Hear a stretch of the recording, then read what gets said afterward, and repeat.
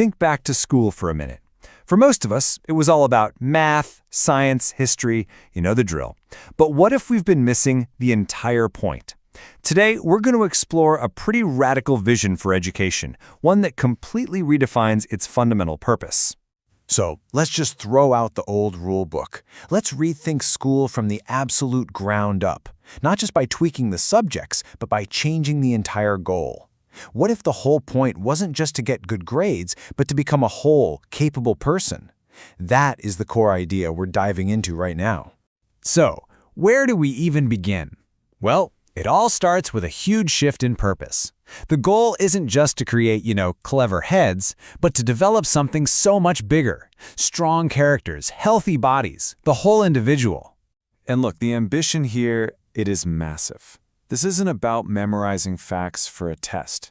It's about equipping people to actually handle the real world, to be resilient, to be capable, to be balanced. I mean, that's a goal that goes way, way beyond any traditional curriculum. The logic behind this is actually really simple, but also kind of profound. You can't train a person in pieces, right? Because we aren't made of separate parts. We're a complete system. So this model, it puts the whole person right at the center of everything. And the entire framework is built on this one key principle: balance. It focuses on the harmonious and, importantly, the equal development of 5 central areas of our being. No single area is more important than another. So you've got the whole package here, right? Everything from our logical intellect to our spiritual intuition. A typical school might focus almost 100% on that first one, the intellect. But here, the goal is to develop all 5, in perfect balance. Okay, a big vision is great and all, but how do you actually make it real? Well, this model translates that philosophy into practice through a really clear structure: 7 pillars that shape the entire learning experience. And it all starts with this bedrock foundation of truth. At its core is this totally radical principle: every single student has the right to demand proof for any claim they're taught. I mean, just imagine how that one rule alone would foster some incredible critical thinking. All right, so here they are, the 7 pillars that hold this whole thing up. As you just glance at the list, you can see right away this is not just about academics.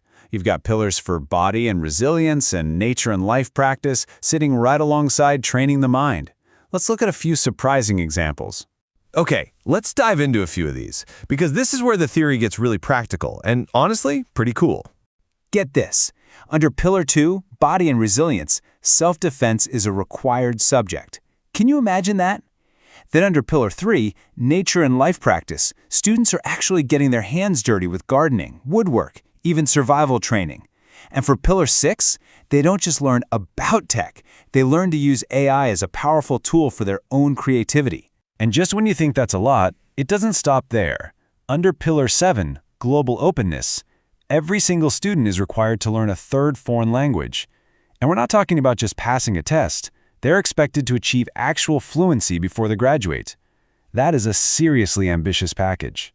So with all this structure in place, you might be wondering, where does the individual student fit in all of this? Well, the answer completely flips the traditional model on its head. The student isn't just a passenger on this ride. They are the engine. And this shift is absolutely fundamental. It's a complete 180. Instead of treating students like these passive buckets to be filled with knowledge, this model sees them as the active motor. And that motor runs on the fuel of their own curiosity and passion. Because let's be honest, every kid is born curious, right? The whole goal here is to reignite that spark and make it the driving force of their education.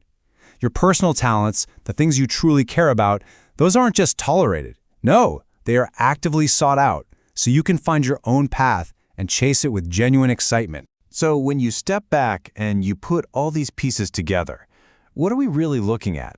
It's definitely more than just a new curriculum.